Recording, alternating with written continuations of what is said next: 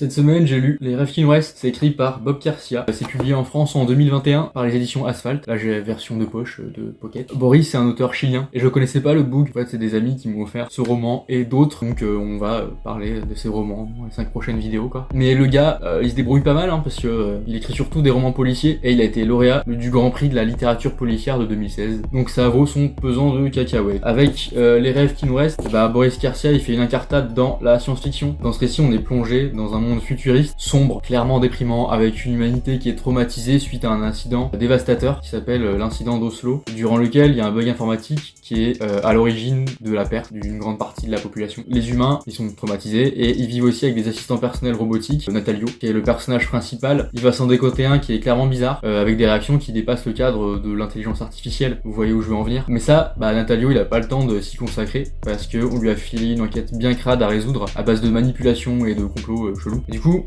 Les Rêves qui nous restent, c'est un gros potentiel, mais l'exécution elle a un peu moins réussi. Boris Garcia, il s'inscrit clairement dans la même ambiance que Les androïdes rêvent-ils de moutons électriques de Philippe K. Dick, avec un soupçon de Le robot qui rêvait d'Isaac Asimov. Alors l'univers est cool, mais un peu déjà vu. L'enquête est top aussi, mais c'est un peu le bordel. C'est intentionnel en partie, parce qu'on comprend très vite qu'on est au bord d'une guerre civile et que du coup, il y a plein de trucs qui se passent en même temps et tout machin. Mais ça manque un poil de fluidité. Et puis la fin aussi, la fin est très frustrante. En fait, on a l'impression que tout le roman, c'est une introduction à quelque chose de plus grand, à quelque chose de grand tout court. Sauf que le récit prend fin très vite, c'est un peu dommage. La semaine prochaine, ce sera L'Assassin Royal de Robin Hobb. Salut!